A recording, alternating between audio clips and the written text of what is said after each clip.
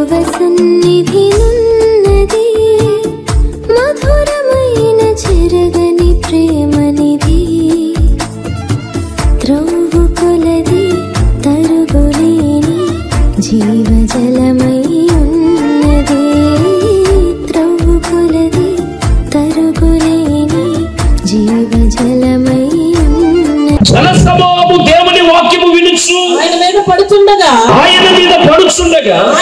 ఆయన గెన్నేసరెతు సరస్సు తీరమున నిలిచి ఆ సరస్సు తీరమున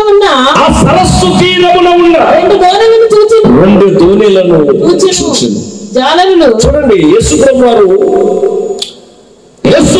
నాకు బయలుదేరి వెళ్తున్నారు. యేసు ప్రభువారు వెళుతున్నప్పుడు, యేసు ప్రభువారు అలాగను వెళుతున్నప్పుడు చాలా మంది యేసు ప్రభువారిని వెంబడిస్తూ చాలా మంది వచ్చేస్తున్నారంట. 3 మంది వచ్చేస్తున్నారు. సరే, అలా యేసు ప్రభువారు వెళ్తున్నారు. యేసయ్య వెళుతున్నప్పుడు యేసయ్య కన్నులు ఎవరి మీద పడ్డాయంటే, గెన్నేసరెతు సరస్సు తీరమున 2 వ్యక్తులు చాలా ఏం చేస్తున్నారు? వారు వలలు కడుక్కుంటున్నారు. యేసు ప్రభువారు ఎవరు చూస్తున్నారు అంటే, అంతమంది యేసు ప్రభువారు వెనక వెంబడిస్తుంటే, అనేక మంది యేసయ్య వెనక వెళుతుంటే యేసు ప్రభువారు చూస్తున్నారు. 2 చూస్తున్నారు. వారు దోణిలో నుండి దిగి వారు వలలు కడుక్కుంటున్నారు. నిరాశతో ఉన్నారు, చాలా దుఃఖంతో ఉన్నారు, చాలా బాధతో ఉన్నారు. ఎందుకని రాత్రంతా కష్టపడ్డారు, రాత్రంతా ప్రయాసపడ్డారు. జీవిత విధానం, జీవనం ఏంటి అంటే, ఈ రోజు మేము వేటకి వెళ్తే చేపలు వస్తే వాటి నమ్ముకొని బ్రతకాలి. ప్రియ దేవుని బిడ్డలారా, వాళ్ళ కష్టాలు అలాంటి కష్టాలు కాదు. ప్రతి బ్రతుకులో కష్టం ఉంటుంది. ఒకరి కష్టం ఒకరికి తెలియదు, ఒకరి బాధ ఒకరికి అర్థం కాదు. ఏదైనా బాధ కలిగినప్పుడు అంటాడు, నా లాంటి బాధ నా పగవాడికి రాకూడదు అంటాడు. స్తోత్రం కలుగును గాక. హల్లెలూయా. ప్రియ దేవుని బిడ్డలారా, ఒకరి బాధ ఒకరికి అర్థం కాదు. అలాగే వారు దోణిల నుండి దిగి వారు వలలు కడుక్కుంటూ నిరాశగా ఉన్నారు, చాలా బాధతో ఉన్నారు, చాలా దుఃఖంతో ఉన్నారు. ఒక్కొక్కసారి తల్లి బాధ తండ్రి బాధ బిడ్డలకు అర్థం కాదు, బిడ్డల బాధ తల్లిదండ్రులకు అర్థం కాదు, ఎవరి బాధ ఎవరికి అర్థం కాదు. బాగున్నామంటే బాగున్నాం. సరే, వీళ్ళు కూడా అంతే. అలాగ దిగి దోణిలోంచి దిగి వలలు కడుక్కుంటూ బాధతో ఉన్నారు. యేసు ప్రభు చూస్తున్నారు.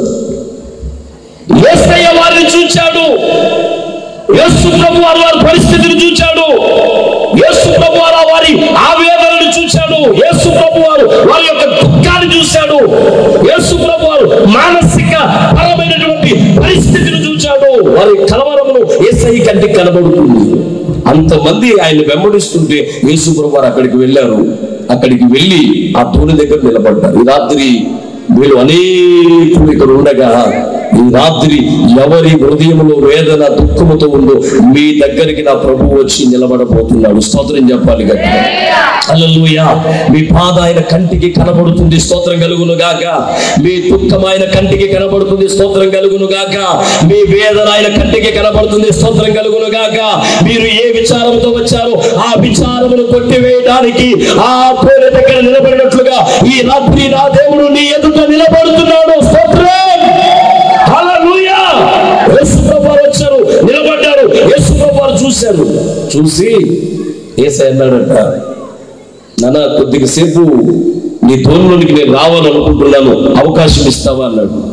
సరే ప్రభువారు రండి, నా దోణిలోనికి రండి. యేసు ప్రభువారికి అవకాశం ఇవ్వాలి. వాక్యములో ఉంది, ఆయన తొడుతున్నాడు, తలుపు తొడుతున్నాడు. ఎవడైనా నువ్వు నా స్వరము విని తలుపు తీసిన ఎడల వానితో నేను నాతో వాడు కలిసి ఏం చేస్తారు? ప్రతి ఉదయం దగ్గర ప్రభు నిలబడ్డాడు. దోణిలోనికి నేను రావాలనుకుంటున్నాను, నేను రావచ్చా? ప్రభా రండి, నా దోణిలో అడుగు పెట్టండి. దోణిలోకి వచ్చాడు యేసయ్య. దోణిలో నుండి పద అన్నాడు. దోణిలో నుండి అక్కడికి వచ్చిన జనసమూహానికి వాక్యమును ఉపదేశిస్తున్నారు, వాక్యాన్ని బోధిస్తున్నారు. అందరూ వాక్యం వింటున్నారు. అందరూ వాక్యం విన్న తర్వాత యేసు ప్రభువు వారు అన్నారు, నీ దోణి లోతులకు తీసుకుని వెళ్ళి. లోతులకు బయలుదేరు. సరే, లోతుకు వెళ్ళాడు. ప్రభు అన్నారు, ఇంకా లోతుకు పో. ఇంకా లోతుకు వెళ్ళాడు. సరే, నీ చేతిలో ఉన్న వలవేయి. వెంటనే ఇతను అంటాడు, రాత్రంతా శ్రమ పడ్డా, రాత్రంతా కష్టపడ్డాను ప్రభువా, రాత్రంతా ప్రయాస ప్రయాసపడ్డాను, ఒక్క చేప పిల్లైనను నాకు. నువ్వు మంచి బోధకుడివి కావచ్చు, ఎందుకంటే నువ్వు మంచి బోధకుడు కావచ్చు అయ్యా, కానీ మంచి జాలరివి మాత్రం చదవాలి. నువ్వు మంచి బోధకుడివే కానీ మంచి జాలరివి కాదు. ఎందుకంటే చిన్న వయసు నుండి ఈ సముద్రం మీద ఎక్కడ, ఈ సరస్సు మీద ఎక్కడ ఏముంటుందో నాకు తెలుసు. నువ్వు మంచి బోధకుడివే కానీ మంచి జాలరివి కాదు. అయినను ఏమంటున్నాడు తెలుసా, నీ మాట చొప్పున నేను వల్ల వేస్తాను. స్తోత్రం కలుగును గాక. అప్పటి వరకు ఎక్కడుందండి దోణి? లోతుకు వెళ్ళలేదు ఆ దోణి. నేను చెప్తున్నాను, లోతుకు వెళ్ళిన తర్వాత దోణి ఎంత ప్రశాంతంగా ఉందో మీరు చూడండి. సముద్రపు ఒడ్డున కెరటాలు ఎగసెగసి పడుతూ ఉంటాయి. మీరు వెళ్ళారో లేదు నాకు తెలియదు. సముద్రపు లోపలికి మీరు వెళ్ళిన కొద్దీ ఎలాగుంటది అంటే చాలా ప్రశాంతంగా ఉంటుంది లోపల. ఒడ్డు ఉన్నప్పుడు ఎలాగుంటుందంటే కదిలిపోతున్నటువంటి స్థితిలో ఉంటది. అక్కడ ప్రశాంతత ఉండదు, ఘోష. ఎప్పుడైతే ఈ పడవ లోతుకు వెళ్ళిందో ఈ ఘోష ఏమైపోయింది అంటే తగ్గిపోతుంది. నేను ఎందుకు అంటున్నాను ఈ మాట అంటే, లోతుకు వెళ్ళిన తర్వాత అద్భుతాలు జరుగుతాయి. స్తోత్రం కలుగును గాక. హల్లెలూయా. నీ భక్తిలో నువ్వు ఒడ్డులు ఉన్నంత వరకు, లోతైన ప్రార్థన చేయనంత వరకు, లోతుకు వెళ్ళనంత వరకు, దేవునిలో నీవు లీనమవనంత వరకు కూడా నీ జీవితం ఎలాగుంటది అంటే కెరటాలు ఎగసెగసి పడుతున్నట్టుగా నువ్వు కదిలిపోతూ ఉంటావు. సమస్య వచ్చినా కదిలిపోతూ ఉంటావు, బాధ వచ్చినా కదిలిపోతూ ఉంటావు, బలహీనత వచ్చినా కదిలిపోతూ ఉంటావు, ఇబ్బంది వచ్చినా కదిలిపోతూ ఉంటావు, ఇరుకులు వచ్చినా కదిలిపోతూ ఉంటావు, చిన్న సమస్య వచ్చినా నువ్వు కదిలిపోతూనే ఉంటావు. ఎందుకంటే నువ్వు లోతైన అనుభవంలో లేవు. లోతుకు వెళ్ళాలి, ప్రార్థన లోతుకు వెళ్ళాలి. నా బిడ్డలు అలాంటి పరిస్థితుల్లో ఉన్నప్పుడు నేను ఇక్కడ ప్రార్థన చేసుకుంటూ వాక్యం ఒకటే చెప్పాను. చర్చిలో మందిరంలో వాక్యం చెప్పాను, బిడ్డలు దేవుడు తీసుకున్నా నాకు పర్వాలేదు. కారణం ఏంటి అంటే, అబ్రహాము దగ్గర దేవుడు బిడ్డని అడిగి తీసుకున్నాడు. అబ్రహామా నీ బిడ్డనిచ్చే నాకు అన్నాడు. యోబుకి ఏమో అడగకుండా తీసుకున్నాడు. అదే కదా, అబ్రహాముని అడిగాడు, యోబును అడగలేదు, తీసుకుంటానికి ఇష్టపడ్డాడు. అడిగిన అబ్రహాము ఒప్పుకున్నాడు, అడగకుండా తీసుకున్నా నాకేం పర్వాలేదు అని యోబు కూడా సమ్మతించాడు. అంటే అర్థం ఏంటంటే, విశ్వాస జీవితం మనం కదిలిపోదు. నాకెందుకు ఈ సమస్యలు వస్తుంది, నాకెందుకు ఈ బాధలు కలుగుతున్నాయి, నాకెందుకు ఈ శ్రమలు వస్తున్నాయి, ఎంత నమ్మకంగా ఉన్నాను, ఎంతో భక్తి చేశాను, ఎంతో ప్రార్థన చేశాను, నలుగురికి మేలు చేశాను కానీ ఎవరికి అపకారం చేయలేదు, నలుగురికి ఉపకారం చేశాను, నాకెందుకు ఇలాగ వస్తున్నాయని ఒడ్డున ఉన్నటువంటి వారు, అంటే లోతైన అనుభవం లేనటువంటి వారు అన్నిటికీ కదిలిపోతున్నారు. మీరు వాక్యంలో చూడండి, ఒక ఆమె కదిలిపోతుంది. పరిశుద్ధ గ్రంథంలో నుండి మీరు చూస్తే సమూయేలు మొదటి గ్రంథం 1వ అధ్యాయం 10వ వచనం చూడండి ఒకసారి. కదిలిపోతున్నటువంటి వారు ఎలాగుంటారు? మీరు అప్పటి వరకు కదిలిపోతున్నటువంటి వారిగా ఉన్నారు. వారు చూడండి ఏమన్నా ఇక్కడ, యెహోవా సన్నిధిన నీ సేవకురాలనైన నాకు కలిగి ఉన్న శ్రమను చూచి ఏమంటుంది? నీ సేవకురాలైన నాకు కలిగి ఉన్న శ్రమను చూడు. కదిలిపోతుంది. ఒడ్డు నుండి ఒడ్డు ఎలాగుంటుందంటే గలిబిలిగా ఉంటుంది. చాలా మంది అన్నారు, రాలేదు. ఏమన్నారు? నువ్వు బిడ్డలు లేరు, నువ్వు గొడ్రాలివి, నీలాంటిది ఏ శుభకార్యానికి రాకూడదు, నీలాంటి దాని ముఖం చూస్తే మహాపాపం, నీలాంటిది బయటికి రాకూడదు అని వారు వీరు అందరూ మాట్లాడుతుంటే ఏ ఫంక్షన్కి వెళ్ళట్లేదు, ఎక్కడికి వెళ్ళట్లేదు, ఇంట్లోనే ఉంటుంది, ఇంట్లో బాధపడుతుంది, ఇంట్లో కలవరపడుతుంది, ఇంట్లో దుఃఖపడుతుంది, ఈ బ్రతుకు ఒక బ్రతుకేనని ఏడుస్తుంది. ఇంట్లో వారు అర్థం చేసుకోలేదు, బయట వారు అర్థం చేసుకోలేదు, ఇక ఎందుకు ఈ బ్రతుకు, చచ్చిపోతాం అన్నట్టుగా తీర్మానం చేసుకుంటూ ఉంది. ఏడుస్తుంది, కదిలిపోతుంది. శ్రమలకు తట్టుకోలేరు కొంతమంది, సమస్యలకు తట్టుకోలేరు కొంతమంది. ఎవరైనా మంచి చేసి మేలు చేసి మాట పడుతుంటే తట్టుకోలేరు కొంతమంది. కలవరపడి వణికిపోతూ అల్లాడిపోతూ ఉంటారు. ఏం కూడా అంతే, అయ్యో ఎందుకు నాకు ఇలా జరుగుతుంది, బిడ్డలు లేకపోవడం నా తప్ప, పిల్లలు లేకపోవడం నా తప్ప, దేవుడు బిడ్డలు ఇవ్వకపోతే నా తప్ప,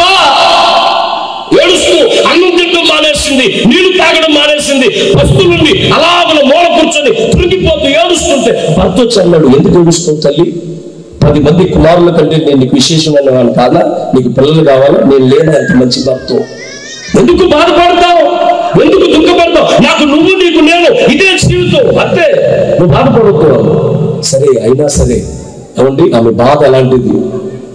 వెంటనే అనుకుందట, ఏమో తెలుసా, కదిలిపోతున్న స్థితిలో నుండి, అల్లాడిపోతున్న స్థితిలో నుండి వారు వీరు మాట్లాడుతున్న మాటలకు కదిలిపోతున్న ఆమెకు ఒక నమ్మకం ఏంటో తెలుసా, నేను ఇది కాదు ఇక్కడ ఉండి కృంగిపోవటం కంటే, ఇక్కడుండి బాధపడటం కంటే, ఇక్కడుండి మాటలు పడటం కంటే, ఇక్కడ నుండి నిందలు మోయటము కంటే, గొడ్రాలు అనేటటువంటి పలుకులు వినుట కంటే, ఇక్కడ ఉండి కదిలిపోవటం కంటే, దేవుని మందిరం అనేటటువంటి లోతులోనికి వెళ్ళి ఏడ్చి నా దేవుని అడుగుతానని ఎక్కడికి వెళ్ళింది? ఇంటి దగ్గర నుండి ఎక్కడికి వెళ్ళింది తల్లి? లోతైన అనుభవం అంటే దేవుని మందిరములోనికి వెళ్ళిపోయింది. ఎప్పుడైతే దేవుని మందిరములోనికి వెళ్ళిందో అక్కడికి వెళ్ళగానే మీకు ఏడుపు వచ్చేస్తుంది. ఏడుస్తూ ఏడుస్తూ ఏడుస్తూ ఏమంటుంది, నీ సావుకురాలనైనా నాకు కలిగి ఉన్న శ్రమను చూచి అని ప్రార్థన చేస్తుంది. చూస్తాడా లేదా దేవుడు? లోతుకు వచ్చిన తర్వాత దేనికి తట్టుకోలేని ఆమె ఇప్పుడు ఏమంటుందో తెలుసా, నీవు నాకు ఒక మగ బిడ్డనిస్తే కానీ నేను ఇక్కడ నుండి పోనంది. మొత్తానికి ఆమె లోతైన అనుభవంలోకి వచ్చి ప్రార్థన చేసింది. సేవకుడు అంటున్నాడు, అమ్మా నువ్వు క్షేమంగా వెళ్ళు, నీవు దేవునితో చెప్పిన మనవి ఆయన నీకు దయచేసి ఉన్నాడు. చప్పట్లు కొట్టండి గట్టిగా, హల్లెలూయా. ఏమంటున్నాడు తెలుసా, నీవు దేవుని మందిరములోనికి వచ్చి, ప్రభువు మందిరములోనికి వచ్చి, ఇశ్రాయేలీయుల దేవుడు అనగా మహోన్నతుడైన దేవుడు, మహాదేవునికి నువ్వు చేసుకున్నటువంటి మొర్ర ఆయన విని ఉన్నాడు. నువ్వు ధైర్యంతో వెళ్ళు. మరుసటి ఏటకల్లా నీ కౌగుల్లో ఎవరుంటారు? మగ బిడ్డ ఉంటాడు. ఒక్క బిడ్డ చాలయ్యా, నింద మోయలేకపోతున్నాను అంది ఆమె. బైబిల్ చెప్తుంది ఒక్క బిడ్డ కాదంట. ఎవరు? ఎంతమంది? 3 కుమారులు 2 కుమార్తెలను దేవుడిచ్చాడు. స్తోత్రం చెప్పాలి గట్టిగా. మృత తుల్యమైనటువంటి గర్భముల నుండి బిడ్డలను కలిగించాడు. కారణం, అల్లాడిపోతున్న స్థితిలో నుండి దేవుని మందిరం అనేటటువంటి లోతులోనికి వచ్చింది. దేవుడు అద్భుతం చేశాడు. స్తోత్రం కలుగును గాక. చెప్పాలి గట్టిగా, హల్లెలూయా. నేను చెప్తున్నాను ఈ రాత్రి పరిశుద్ధాత్మ ప్రేరణతో, మీలో ఎవరైనా ఒకవేళ మీ బాధలను బట్టి, దుఃఖములను బట్టి, సమస్యలను బట్టి కృంగిపోతూ ఉంటే, ఈ రాత్రి అల్లాడిపోతున్న మీరు లోతులోనికి రండి. ప్రశాంతమైన జీవితాన్ని నా దేవుడు మీకు ఇవ్వబోతున్నాడు. స్తోత్రం కలుగును గాక. చెప్పాలి గట్టిగా, హల్లెలూయా, హల్లెలూయా. ఇంకొక మాట చెప్తాను, జ్ఞాపకం చేసుకోండి. ఈమె గురించి పక్కన పెట్టండి. దేవుడు అద్భుతం చేశాడు లోతుకు వచ్చినాక. మరొక మాట నేను మీకు జ్ఞాపకం చేస్తాను. ఇంకొక వ్యక్తి ఉన్నాడు. ఆ వ్యక్తి ఎవరంటే దావీదు రాజు యొక్క కుమారుడు సొలొమోను. సరే, ఈ వ్యక్తిని కూడా చాలా మంది ఏమంటున్నారంటే, రెండవ మాటగా చెప్తున్నాను వినండి. ఒకటి, గర్భఫల విషయంలో దేవుడు చేశాడు అద్భుతం. రెండవది, ఒక వ్యక్తి అనేకుల చేత దూషింపబడుతున్నాడు. వీడి వెర్రివాడు, వీడి రాజ్యానికి పనికిరాడు అంటున్నారు. ఎవరంట? వీడు రాజ్యం రాజుగా పనికిరాడు, అది ఇది వెర్రోడు, తెలివిలేనోడు, వీడికి ఏమి తెలియదు, అంతా అలాంటి అలాగా రకరకాలైన మాటలు మాట్లాడుతుంటే ఈ సొలొమోను చెప్పుకోలేకపోతున్నా, లోపల కృంగిపోతున్నాడు. అయ్యో ఏంటి నా జీవితం అనుకున్నాడు. సరే, ఇప్పుడు బయట అల్లాడిపోతూ మాటలు పడుతున్న ఇద్దరట ఒకరోజు ఏం చేశాడు? దేవుని మందిరములోనికి వెళ్ళి దేవునికి ప్రార్థన చేయడం ప్రారంభించాడు. రాత్రి చెప్తున్నారు వినండి. లోకములో మీరు బాధపడుతుంటే, లోకములో సమస్యలు అనుభవిస్తుంటే, ఇబ్బందులు అనుభవిస్తుంటే, ఈ రాత్రి దైవ వాక్యం చెప్తున్నటువంటి మాట, ఇక్కడ అల్లాడిపోతున్న ప్రతి ఒక్కరూ లోతు అనేటటువంటి దేవుని దగ్గరికి, లోతైన అనుభవంలోనికి అంటే ప్రార్థనలోనికి మీరు వస్తే మీ జీవితం ఎంత ప్రశాంతంగా ఉంటుందో చెప్తున్నారు. సొలొమోను అందరూ ఏం చేస్తున్నారు? బాధపడుతున్నాడు. ఇప్పుడు ఈ సొలొమోను ఏం చేశాడంటే దేవుని మందిరంలో ప్రార్థన చేయడం మొదలెట్టాడు. ప్రభుని అడిగాడు, ప్రభువా, ఈ మాటలు పడలేకపోతున్నా, నిందలు పడలేకపోతున్నా, అందరూ నాకు తెలివి లేదు అంటున్నారు, అయ్యా నాకు కృపను భయ్య ప్రార్థన చేశాడట.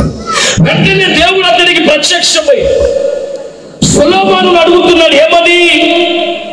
నా కుమారుడు నీకేం కావాలో కోరుకోన్నాడు.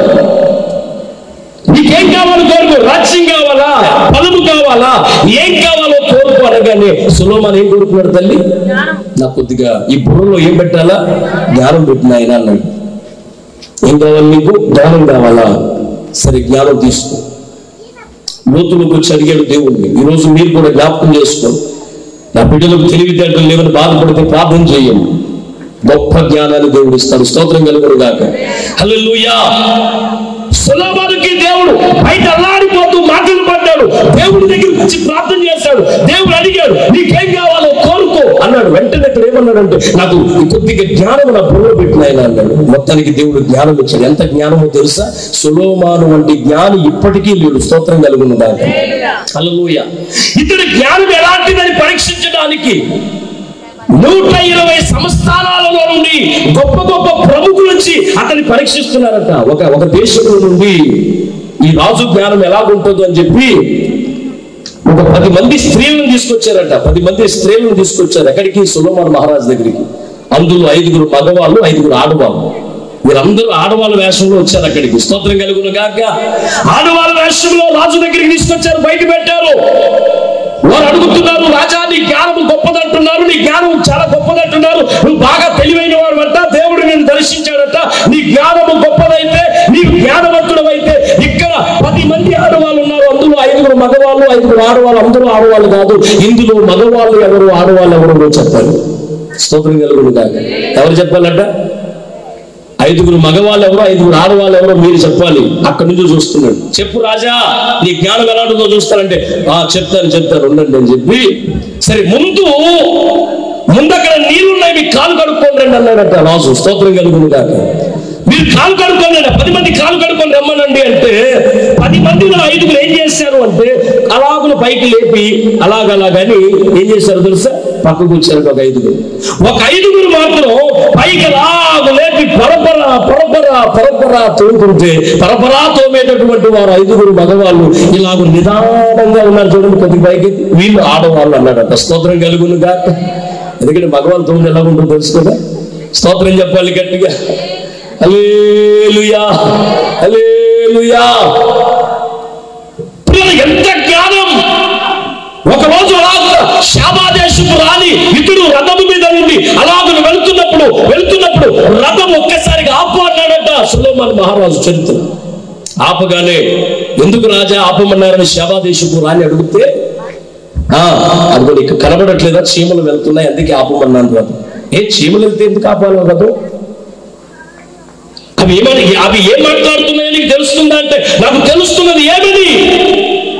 అందరూ నన్ను తొక్కెదరు కదా, సొలొమోను రాజు కూడా నన్ను తొక్కెదరా అని అనుకోవటం నేను విన్నాను. స్తోత్రం కలుగును గాక. నేను చెప్తున్నాను, దేవుడిచ్చిన జ్ఞానం ఎలాంటి తెలుసా? మనుషుల భాషే కాదు, ప్రకృతిలో ఉన్న ప్రతి దానిని అర్థం చేసుకునే జ్ఞానమే దైవ జ్ఞానము. స్తోత్రం చెప్పాలి, గట్టిగా చెప్పాలి. ఒకప్పుడు అతడు మామూలు స్థితిలో ఉన్నాడు, లోతైన అనుభవం లేదు అతడికి, లోతైన ప్రార్థన లేదు. అప్పుడు అన్ని విషయాల్లో కదిలిపోయాడు. ఇప్పుడు ఎలాంటి పరిస్థితి వచ్చినా సమాధానం చెప్పి అంత జ్ఞానం రావడానికి కారణం ఏంటంటే, లోతైన అనుభవంలోని కంటే ప్రార్థనలోనికి వెళ్ళటం వలన అతడు ప్రతి పరిస్థితిని ఎదుర్కొంటూ నిలబడగలిగాడు. స్తోత్రం కలుగును గాక. హల్లెలూయా. కాబట్టి ప్రియులారా, ఈ రాత్రి వాక్యములో రాయబడుతున్నటువంటి మాట, ఈ సీమోను బయట ఉన్నప్పుడు కదిలిపోయాడు. ఇప్పుడు దేవుడు ఏమంటున్నాడంటే, నీ పడవ లోతులకు నడిపించు. లోతుకు వెళ్ళాలి, ప్రార్థనలో లోతుకు వెళ్ళాలి, భక్తిలో లోతుకు వెళ్ళాలి. ఎందుకంటే ఆయన అద్భుతం చేస్తాడు. స్తోత్రం కలుగును. లోతుకు వెళ్ళిన తర్వాత ప్రశాంతత వచ్చింది. నీ జీవితంలో ప్రశాంతత నా దేవుడు ఇవ్వగలడు. నీ జీవితంలో గొప్ప కార్యములు నా దేవుడు చేయగలడు. స్తోత్రం కలుగును గాక. హల్లెలూయా. లోపలికి వెళ్ళిన తర్వాత ప్రశాంతత. ఆ ప్రశాంతతలో దేవుడు ఏం చేస్తున్నాడంటే, వల వేయన్నాడు, వల వేశాడు. అప్పటి వరకు దొరకని ప్రతి చేప కూడా ఆ వలలోకి వచ్చి పడ్డాయి. ఎప్పుడైతే నువ్వు లోతులకు వెళ్ళి ప్రశాంతంగా దేవునికి మొరపెట్టుకుంటావో, ప్రార్థన చేస్తావో, ఖచ్చితంగా వాక్యం చెప్తుంది, నువ్వు కోల్పోయినవన్నీ కూడా ప్రార్థనలో నువ్వు పొందుకుంటావు. స్తోత్రం చెప్పాలి గట్టిగా. హల్లెలూయా, హల్లెలూయా. నువ్వు కోల్పోయినవన్నీ, నీవు కోల్పోయిన ఆశీర్వాదాలన్నీ నీ ఎదుటికి తీసుకొచ్చిన దేవుడు పెడతాడు. స్తోత్రం చెప్పాలి గట్టిగా. హల్లెలూయా. ఇప్పటి వరకు నువ్వు కరెంటు బిల్లు కట్టుకుంటానికి బాధపడి ఉంటావు, పిల్లల ఫీజులు కట్టుకుంటానికి బాధపడి ఉంటావు. అయ్యో నాకు ఆరోగ్యం లేదు, మందులకు విస్తారంగా అవుతుంది, అయ్యో మందులకు పెట్టుకోలేకపోతే నువ్వు బాధపడి ఉంటావు. ఏది చేయలేకపోతున్నాను, ఎక్కడ చేపెట్టినా నష్టమే కలుగుతుందని నువ్వు అనుకుంటూ ఉండొచ్చు. ఈ రోజు వాక్యం చెప్తుంది, నువ్వు దేవునిలోనికి వచ్చి చేసి లోపైన అనుభవం అనగా ప్రార్థనలో ఉండి మోకరించి ప్రశాంతంగా దేవా ఏది చేయాలో చేయి ప్రభు అని చెప్పి ప్రశాంతంగా ప్రార్థన చేయి. నువ్వు కోల్పోయినవన్నీ నా దేవుడు ఇవ్వబోతున్నాడు. ఆశీర్వాదాలు నీ దగ్గరికి రాబోతున్నాయి, దీవెనలు నీ దగ్గరికి రాబోతున్నాయి. నేను ఫీజు కట్టడమే కష్టమని కూడా నీ జీవితంలో నీ పిల్లలను నువ్వు ఊహించలేని రీతిలో నువ్వు చదివించబోతున్నావు. స్తోత్రం కలుగును గాక. నేను పని చేయలేనని బాధపడుతున్నటువంటి నీవు అనేకులకు పనిని కలిగించు వాడిగా నా దేవుడు చేయబోతున్నాడు. స్తోత్రం కలుగును గాక. హల్లెలూయా, హల్లెలూయా. అందుకే సొలొమోను అంటాడు, ఈ జ్ఞానమంతా మూటగట్టి జ్ఞానమంతా పోగు చేసుకున్న తర్వాత ఒకటే మాట అంటాడు. ఏంటో తెలుసా? ప్రసంగి గ్రంథం 12 వచనంలో చూడండి. ఇక్కడ ఈ సొలొమోను ఏమంటున్నాడంటే, ఇదియు గాక నా కుమారుడా, హితోపదేశము వినుము. పుస్తకములు అధికముగా రచించబడెను, దానికి అంతము లేదు. విస్తారంగా విద్యాభ్యాసము చేయుట దేవునికి ఆయాస్కరము. ఇదంతయు విన్న తర్వాత తేలిన ఫలితార్థం ఏంటి అంటే, దేవుని యందు భయభక్తులు కలిగి ఉండి ఆయన కట్టడలను అనుసరించి నడుచుకో. ఎందుకంటే ఈ లోకంలో ఉన్న ఏది నీకు ప్రశాంతత ఇవ్వదు. నాకంత జ్ఞానం ఉన్నా నాకు ప్రశాంతత లేదు. ఆఖరికి తేలిన ఫలితార్థం ఏమిటి అంటే, దేవుని యందు భయభక్తులు కలిగి ఉండి నడుచుకుంటే అది మన జీవితానికి ప్రశాంతతను కలిగిస్తుంది. స్తోత్రం కలుగును గాక. చెప్పాలి గట్టిగా హల్లెలూయా. గొప్ప దేవుడు ఆయన. ఈ రాత్రి నమ్మండి, విశ్వసించండి. అందుకే దావీదు అంటాడు, నేనైతే నా దేవుని మందిరం ఎలా ఉండాలి? పచ్చని ఒలీవ చెట్టు వల్లే ఉండాలి. ఎందుకంటే ఆయన గొప్ప దేవుడు. కదిలిపోతుంటాం మాటలను బట్టి. వెళ్ళాలా, నేను కూడా కదిలిపోయాను కొన్ని మాటలను బట్టి. సంఘమంతా ధైర్యపరిచేది నన్ను. దేవుడు నన్ను ధైర్యపరిచాడు. నా కుమారుడు నన్ను భయపడదు. ప్రతిదీ దర్శనం ప్రకారం దేవుని మాటను బట్టి వెళ్తా. రిలేషన్స్, బంధువులు వారు నాతో డైరెక్ట్ గా మాట్లాడలేక నా సోదరుతో మాట్లాడుతూ, కొంతమందితో మాట్లాడుతూ, పాస్టర్ గారు ఎందుకు పిల్లకి ఇలా పెట్టేస్తున్నాడు, ఇప్పుడు పిల్లలు వెనకాతలు ఉన్నారు అంటే అర్థం ఏంటి? చచ్చిపోయే పిల్లకి ఏంటి ఇలా పెట్టేస్తున్నాడు అని అంటే, దేవుని పిల్లలు ఏమన్నారో తెలుసా? మన దేవుడు ఉన్నాడు, ఆయన మీ పక్షంలో కార్యం. అది దేవుని పిల్లలకు మామూలు వ్యక్తులు కంటే రక్త సంబంధులు కొందరు, అందరూ అలా ఉండరు. మొత్తం బిడ్డకి పెట్టేస్తే ఇద్దరు పిల్లలు వెనకాతలు ఉన్నారు అంటే అర్థం ఏంటంటే, పిల్లలు వదిలేయమని చెప్పండి. నేను వదిలేయచ్చేమో, నా దేవుడు వదిలేవాడు నాకు. స్తోత్రం కలుగును గాక. హల్లెలూయా. లోతులో ఉంటే ఇలాంటి మాటలు కదిలిస్తున్నా, లోతైన అనుభవంలోకి వెళ్ళి ప్రార్థన చేసుకున్నాను. దేవా, నీ చిత్తం ఎలా ఉండాలో జరిగించు. దేవుడు జరిగించాడు, సాక్షిగా నిలబెట్టాడు. చక్కటి రక్షణ, చిన్నబిడ్డకి రక్షణ కూడా ఇచ్చేసాం. స్తోత్రం కలుగును గాక. ఈ రాత్రి మీ పరిస్థితులు కూడా, ఒకవేళ సమస్యలు, బాధలు అందరూ విడిచిపెట్టినా, వదిలిపెట్టినా, ఈ ధోనిలో ఎవరున్నారో తెలుసా? యేసయ్య ఉన్నాడు. లోకం అనే సముద్రంలో రక్షణని వాడ యేసయ్య ఉన్నాడు. ఈ ధోనిలో, కుటుంబాలే ధోనిలో యేసయ్య ఉన్నాడు. దిగులు పడొద్దు. అల్లాడిపోతున్నారేమో, యేసయ్య ఉన్నాడు. దిగులు పడొద్దు. లోతుకు వెళ్ళండి, ప్రార్థనలోనికి వెళ్ళండి, భక్తి ఎక్కువ చేయండి, ప్రార్థన ఎక్కువ చేయండి. ఎందుకు తెలుసా? ఆ ప్రార్థనే నిన్ను రక్షిస్తుంది. స్తోత్రం కలుగును గాక. ఆ ప్రార్థనే నిన్ను కాపాడుతుంది. అట్టి కృపచేత దేవుడు మనలందరినీ ముందుకు నడిపించును గాక. ఒకసారి గట్టిగా స్తోత్రం చెప్దామా? హల్లెలూయా. కనులకు కనబడని, చెవులకు వినబడని, కనులకు కనబడని, చెవులకు వినబడని, నా హృదయానికే గోచరము కాని మేలులు నాకై చేసివే, నీ కృపలను నాకై కురిపించితివి.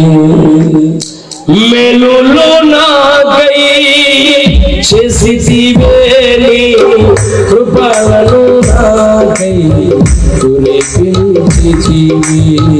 అందులోనా ఆశీర్వదవా స్తుతులకై, అందులోనా ఆశీర్వదవా స్తుతులకై. కనులకు కనబడని, చెవులకు, కనులకు కనబడని, చెవులకు వినబడని.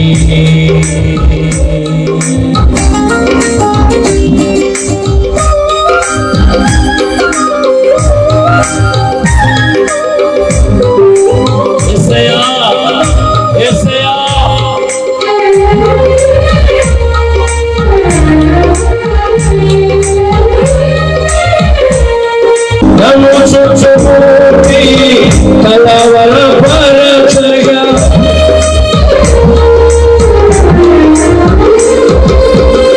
అలజడులు ఆవేదనలు నన్ను చుట్టుముట్టి కలవరపరచగా నాదరి చేరి నన్నాదరించి నజరేయుడా నాదరి చేరి నన్నాదరించి నజరేయుడా వివరించలేని వర్ణించలేని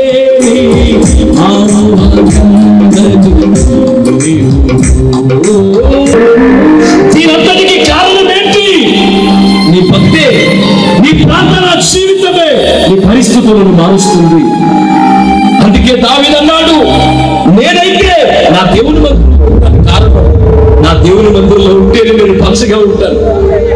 నా దేవుని మందిరంలో ఉంటే పచ్చగా ఉంటాను. నా ప్రభు దగ్గర ఉంటే నేను పచ్చగా ఉంటాను. నిజంగా నేను పచ్చగా ఉండాలి అంటే దావీదులాగా దేవుని మందిరంలో నాటకూడదు. దేవుని మందిరంలోని భక్తిని కాపాడుకుంటున్నారు. ఈ లోకంలో అందరికీ అసాధ్యం, దేవునికి సమస్తము సాధ్యమే. రెండు, అన్నా దుఃఖపడింది, మాట్లాడింది, నిందలు మోస్తుంది. ఈరోజు నువ్వు కూడా నిందలు మోస్తున్నావేమో. ఇంటి దగ్గర ఏడుపు తప్ప ఏమీ లేదు. దేవుని మందిరానికి వెళ్ళింది, ప్రార్థన చేసింది, ఏం చేయలేదు. భక్తితో ప్రార్థన చేసింది. ఏడ్చుకుంటూ వెళ్ళిన ఆమె నవ్వుకుంటూ వచ్చింది. మృతతుల్యమైన గర్భం కష్టమన్నారు. భూమికి పిల్లలు పుట్టరు అన్నారు. భూమికి బిడ్డలు కలగలన్నారు. కానీ దేవుడు అద్భుతం చేశాడు. అక్కడ ముగ్గురు కుమారులు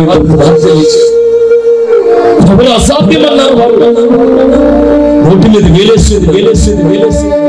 ఈ రోజు నీ విషయంలో కూడా